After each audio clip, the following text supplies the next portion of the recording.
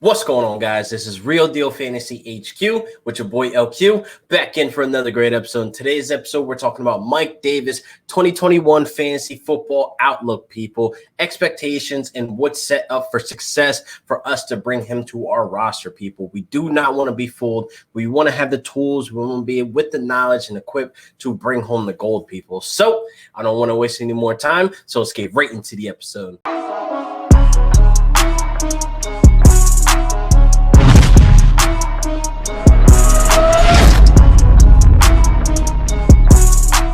So today we are talking about Mike Davis, man. I definitely feel like he came out as one of the heroes on draft day.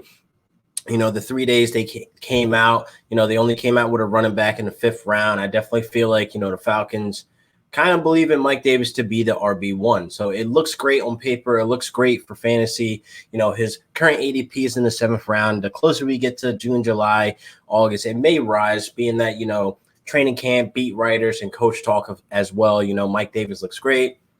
Mike Davis looks like he's taking full workload, et cetera, et cetera. Now, we might hear all these great things about Mike Davis, but I do not want it to get confused, people. I don't want it, to the hype train where Mike Davis is being overdrafted and he's being expected to do X, Y, Z, and then the stars and the moon to be your RB1 or RB2. So for me, right now, I have Mike Davis as a low-end RB2, but we all know and believe that's basically RB3 with trust issues, people. So I don't want you to go draft Mike Davis, overdrafting him as your RB2. You go and get your stud running back in the 1st round, 2nd round, whatever you get him. He is your stud running back. He's your RB1.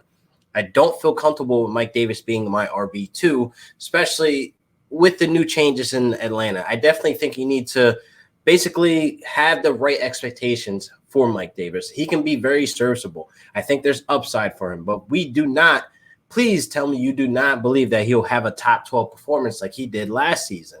The circumstances, the situation, the team is completely different for Mike Davis this season. There's no way you truly believe that he'll have a top 12 season again. So with that all being on the table, with all that being said, how do we address Mike Davis? Where do we place him? For me, he is my RB3, RB4. More so my RB4 to where I'm not going to expect a weekly, volume production out of him where he's going to be in my starting lineups and give me fantasy relevant points to where I'm happy with what I get out of him. If I get 9 points from Mike Davis on my bench, that will kind of sway me the wrong way if I have him with expectations to be my RB2 or even in my flex position.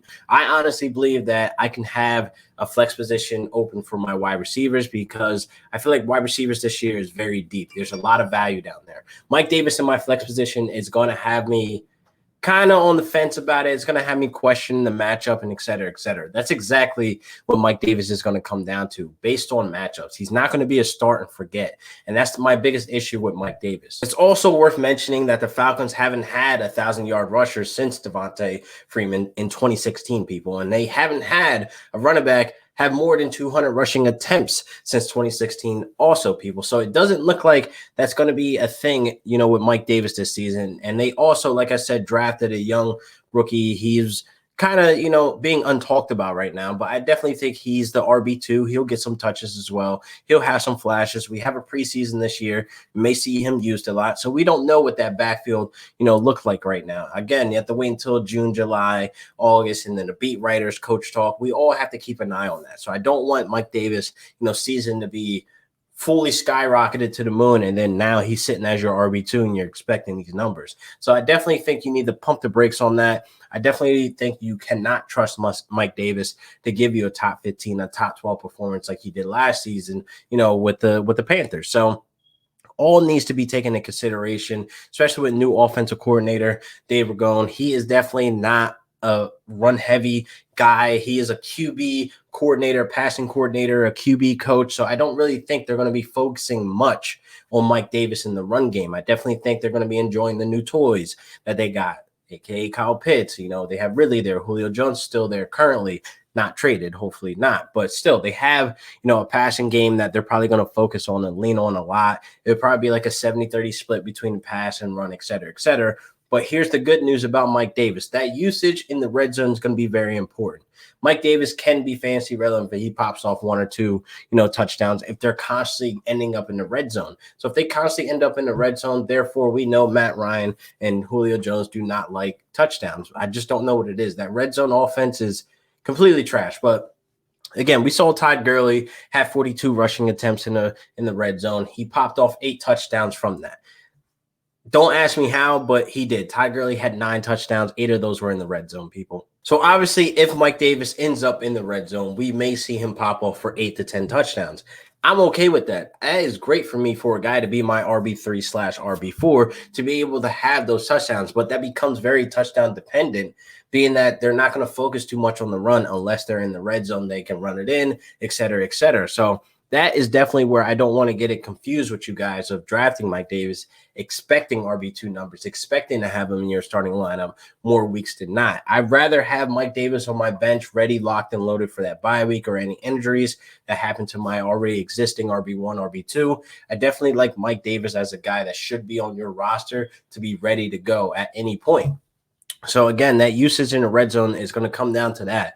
We saw Todd Gurley pop off for 8 touchdowns in the red zone, 42 rushing attempts. That is a lot of attempts in the red zone, people, for a Todd Gurley that is broken. Mike Davis isn't broken. Mike Davis is coming off a career high. He got his head to the sky. He's paid. He's the guy there. They're treating him as the guy there. So I definitely think he's coming in with great, optimistic that he's going to have a great season. So I definitely think as fantasy owners, we don't want to overshoot it. Okay, rather undershoot it. I'd rather get Mike Davis as my RB3, RB4. Like I've said before, just go into this draft smart. Don't go into it with all the hype, and don't panic draft either. If you feel like you hear somebody in the draft room, because we're doing live draft this year, right, people? But anyway, if you hear people, whispering, oh, Mike Davis is the number 1 there, don't go over there reaching. Don't go crazy. Don't panic draft or panic by, the trend that's going on that you see a lot of running backs going off the board in the mid rounds, et cetera, et cetera. Don't go reaching. That's how you mess up your draft. Just draft at your pace.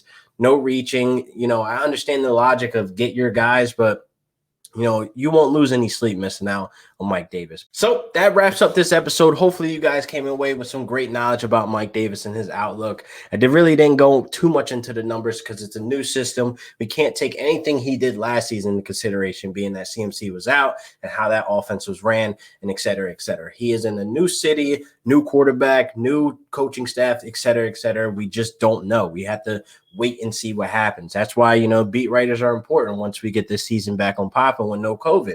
And once we get that coach talk, I don't believe everything coaches say, but I believe in a little bit just to see who's the guy who's being treated as the guy. So hopefully we can get some more information soon about what's going on. But, I'll see you guys next week for another great episode of Real Deal Fantasy HQ with your boy LQ. Peace.